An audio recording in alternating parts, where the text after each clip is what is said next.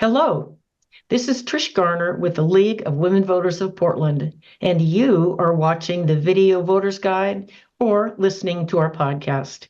We're here today to talk with candidates running in the November 5th, 2024 general election. We're grateful to the support of the Carol and Vilma Sailing Foundation, the League of Women Voters of Portland Education Fund, the Weiss Foundation, and our media partner, Metro East Community Media.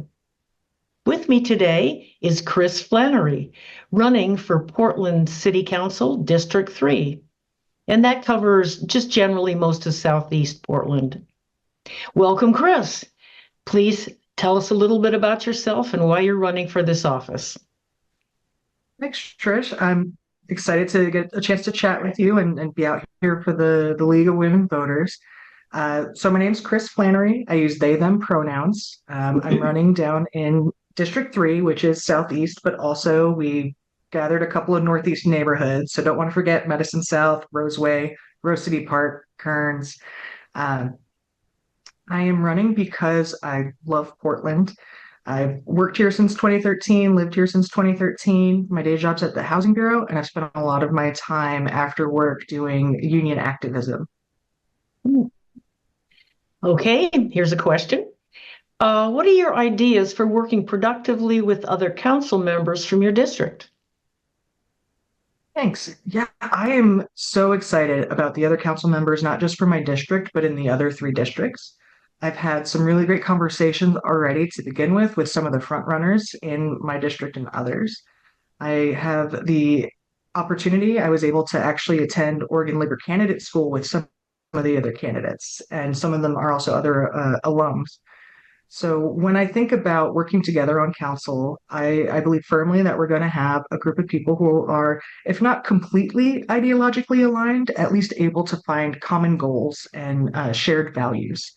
And so I'm looking forward to seeing folks being, making policy that really helps the people of Portland and being able to more uh, specifically address the issues of our districts because we finally have geographic representation. What, if any, actions would you consider that you would take to address current concerns related to the critical energy infrastructure hub on the Willamette River? Yeah, that critical energy infrastructure hub, it's scary. So we've got most of the state's storage for gasoline, jet fuel, other highly volatile chemicals on a whole land plot that is liquefiable soil. So if we have that big earthquake, we could potentially be watching that critical energy infrastructure slide on into the Willamette. Additionally, the oil trains that come through District 3, a lot of our neighborhoods are actually in the blast radius if there were some sort of catastrophe. So, what I'm thinking about moving forward is we need to find a safer place for this infrastructure while also understanding that it's not just Portland that relies on it, right? So, we are the port through which so much of this comes into Oregon. And so, there are counties and cities all over the state that rely on the jet fuel and the gasoline coming through. Looking for a different site, finding ways to reduce our reliance on these fuels, and transitioning our way to a greener future are my goals. You are listening to the Video Voters Guide interview and podcast of Chris Flanary, who's running for Portland's District 3 City Council. To continue with another question, are you satisfied with the Joint Office of Homeless Services? If not, what changes would you support? Please explain. The joint office is an interesting conundrum because we've got folks from the city and the county working together to address a problem that is so dear to so many Portlanders and also seems incredibly intransigent. So I've got colleagues who left the Housing Bureau to join the joint office, and I know these people, and folks are working hard. Folks are following the data supported solutions. And really, the thing I'm most dissatisfied with is the way our own city commissioners have undercut the efforts of the joint office in what to me looks like bald political maneuvering.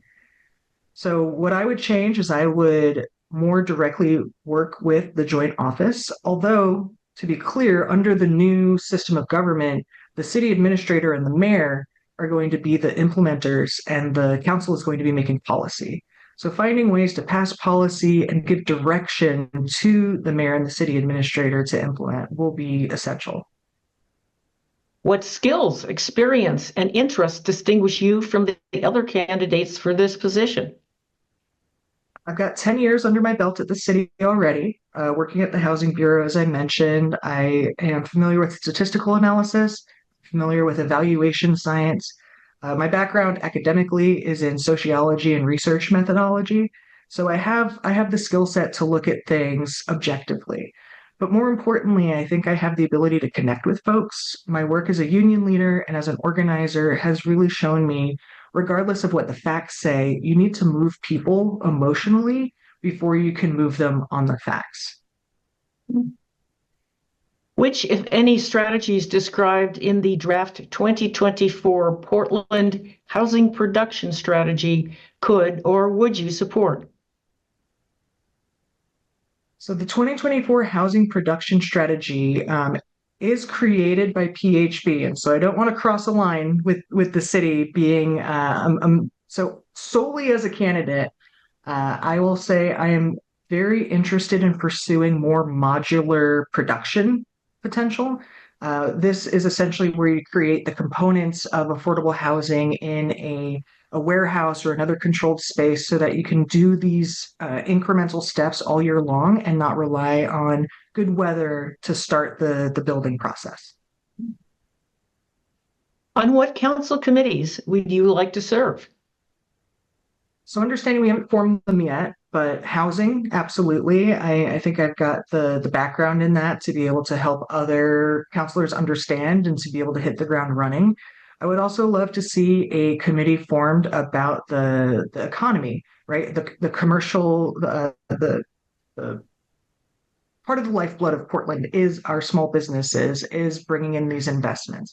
And I think we need to address it more specifically and not have those business interests kind of coming in at every other committee. So I'd like to see a commerce and economy committee, and I would like to be a member of it, not the chair, though. I think I could chair the housing committee.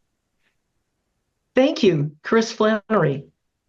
This concludes our video voters guide and podcast interview of the League of Women Voters of Portland of Chris Flanary, running for Portland City Council District 3. And remember, Election Day is Tuesday, November 5th. Be sure to inform yourself about the candidates and exercise your right to vote. Thank you for your interest.